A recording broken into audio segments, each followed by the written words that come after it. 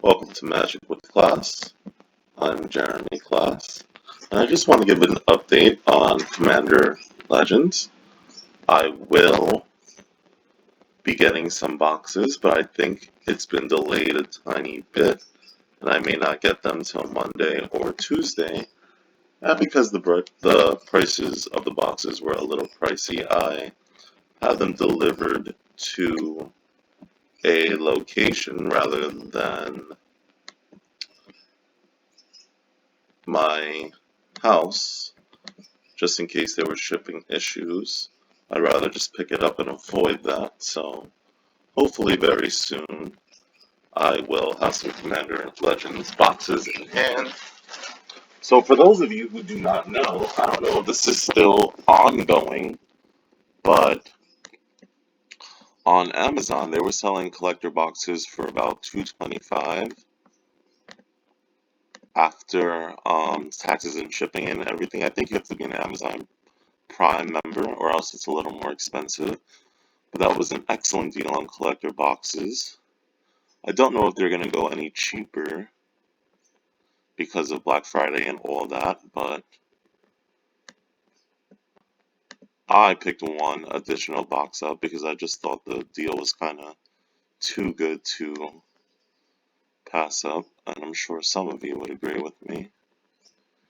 Okay, I think I'm going to get a forest. Did I?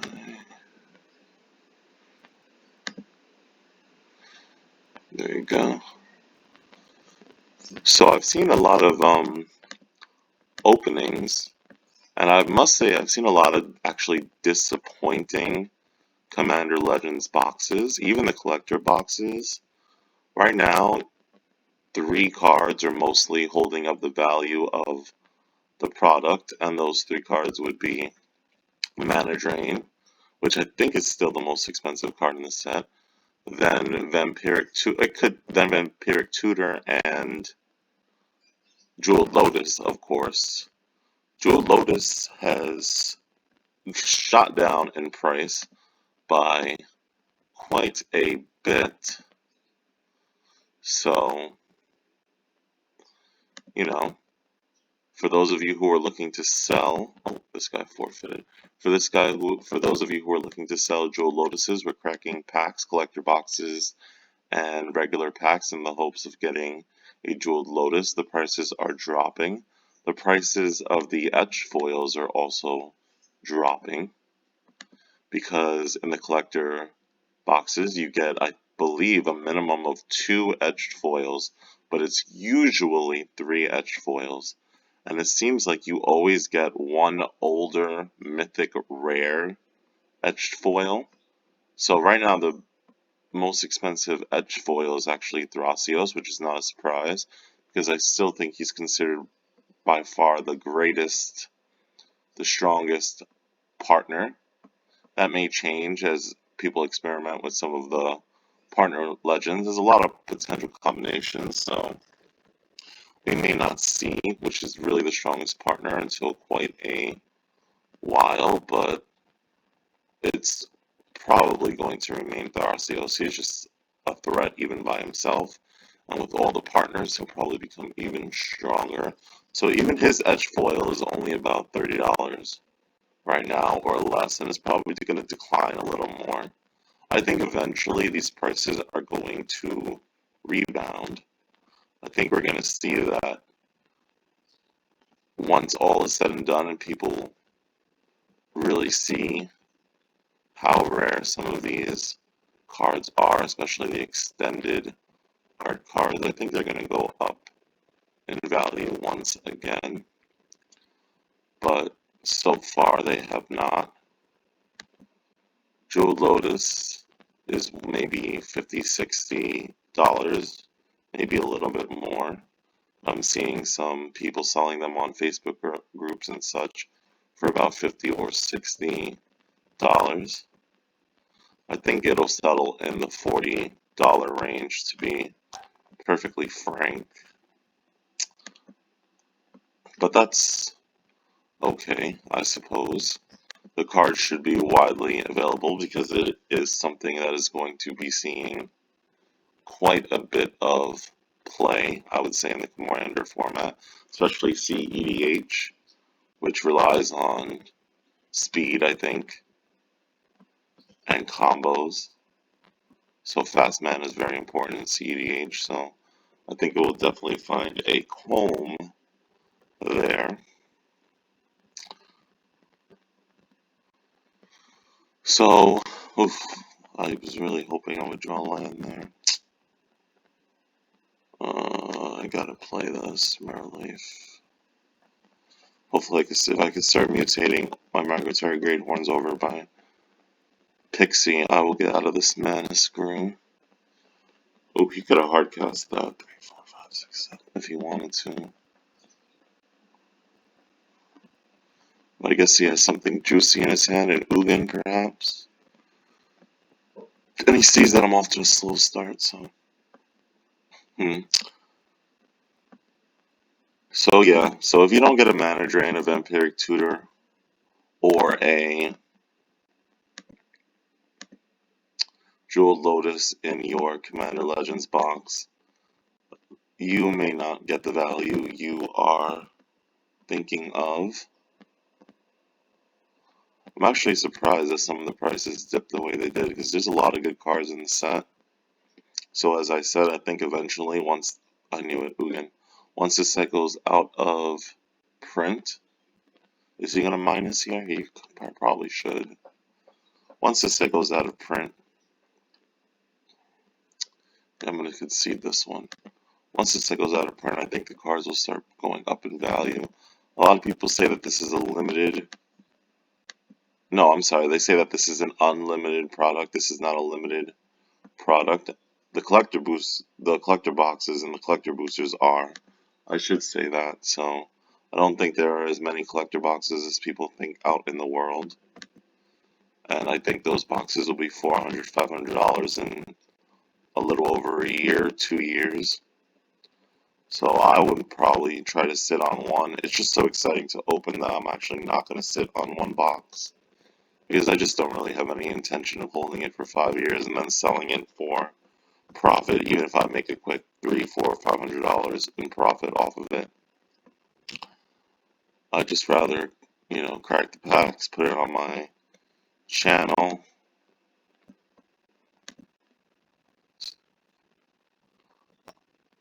If I do open something huge, like an Extended Artfolio Jeweled Lotus, I would probably sell it. I would have to look at the prices, though, to see if at this point it's even worth selling. Because just a lot of the cards just are not at the moment worth actually selling. I think the prices are actually have dipped to, because I think everyone's just fire selling right now. That's actually a big part of it.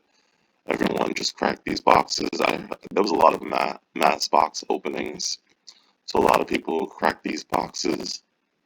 And what am I gonna do this? Alright, I'm gonna probably discard. No, I'm gonna discard this. Actually, you know what? That could function as a land.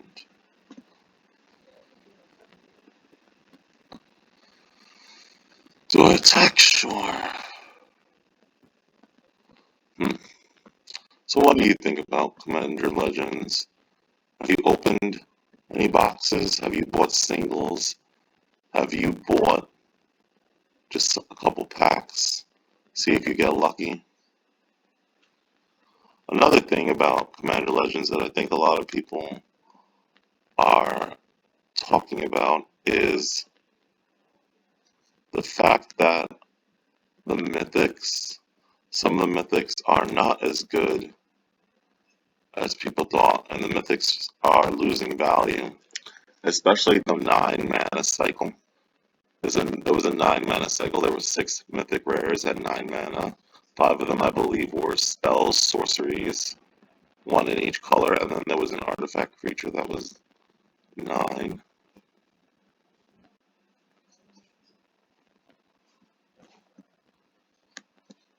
So those are just dropping in value. Let me see what I'm going to do here. Mutate. Draw. Now I'm going to discard the land thing because I just have enough mana at this point. Nope, I have mana now. Over. I'm going to return that card. This guy's going to get angry. You just spent all that mana. Alright, let's group attack 3.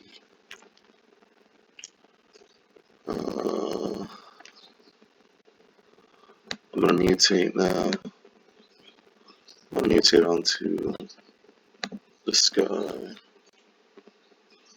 Yeah, I don't need lands, buddy. No lands. I'll just mutate on this creature just in case he has like some single removal, which he did already with Baking to a Pie, so I expect a little bit more. There's a yep, Faith Feathers, there you guys see. Not a surprise that he had something like that, but now he's basically tapped out of mana. And I'm not. So I'll mutate onto this. Yep, this guy. So that was basically my thoughts on Commander Legends so far. Oh no, I wasn't done talking about the Mythics. The Mythics, yeah, the 9 mana cycle of Mythics, they're worth almost nothing. So if you open one of those, that's already 6 Mythics that just aren't worth anything. Which is not the best. So you really don't want to open any of those 9 mana spells. 9 mana is just too expensive most of the time, even in a format like Commander. The white one and the red one especially are just straight garbage. The blue one is decent. I can see the blue one seeing a lot of play in Spells Matters decks or decks that take extra turns, because if you get one of those few extra turn cards that actually make it to the graveyard, most extra turn cards either shuffle into the deck or go into the bottom of the deck or get exiled. But there are some like Time Warp that just go into the graveyard. So if you are able to get one of those into your graveyard, or just in general a spell that you really want, an expensive sorcery instant that you really want to copy, maybe in a Mixus deck, you might want Mnemonic Deluge. So the blue one I think is probably the better one. The black one is interesting, like switches life totals, but overall I don't think it's going to see any play. The artifact creature is okay in a Golem deck, and they're kind of implying that we're going to return to New Phyrexia. So I think there will be some Golem tribal in that set, as implied with the Splicer and some of the other artifact creatures from New Phyrexia or Maraudon. So we'll have to see, but right now that it's a cool card. It's probably deserving of its mythic rarity, but it's just not good enough, I would say, for most decks to use, even with the Encore. And alright, so the white one, the red one, garbage. Black one, okay. Blue one, probably the best. What does the green one do? Oh, it's reshape the earth. So the green one is probably the best one. Isn't that so often the case? Yeah, the green one is by far the best one. It will see play in a lot of landfall and ramp strategies because, in general, those strategies can get up to the 9 mana with relative ease. Oop, I'm being skewed swarmed on here. I do not have removal. So this is going to come down to, can he get up to the needed mana to copy those creatures before I can do what I need to do? So, and he probably can. 6 mana.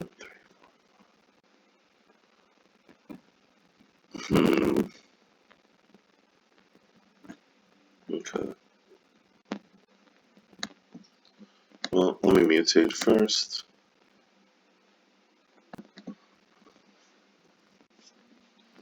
So what mythics in the set do you think are pretty good? What mythics do you think are just not worth the money they are printed on?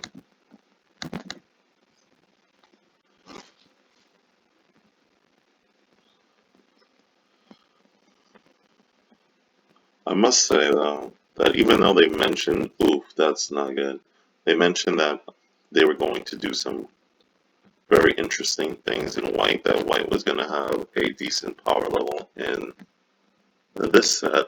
That's surely not what I am seeing. I think white had the weakest uncommon legendary creatures when a lot of the uncommon legendary creatures were just very good. So that's not the best. Discard a card of discard a land. Yeah, so their uncommon legendary creatures were not even very good. And red got some crazy uncommon legendary creatures. Got Rogak, son of Rogar, whatever the 0 mana card is.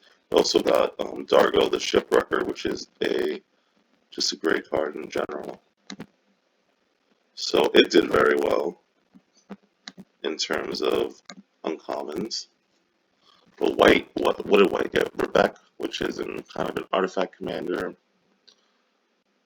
Interesting, but not great. It got what else did it get? It just didn't do too well. Even the rares and mythics, aside from a Chroma, which is a really cool and amazing card, it just didn't do anything. The color. Keeper of the Accord is not bad for the color, but overall, white could still use some help in Commander, I don't think. Look, he Scoot Swarm, 25 Scoot Swarms, and just can't do anything against the flyer sometimes. I was just a little quicker there. So, I'm going to cut the video here because I'm going to go to the gym and I'm going to do a few things. Please like and subscribe. Very soon I will be posting not only a mail day where I reveal some of my picks, some of the cards that I'm picking up for cheap. I will also have a box opening, hopefully, for a majority of the days next week. I'm trying to do 4 box openings next week and post them each day. Hopefully I can start on Tuesday. I don't think I will be able to get those boxes by Monday, but I am just really looking forward. I'm excited. I think the hype kind of got me too. So this is Magic with Class, always reminding you to gather with class.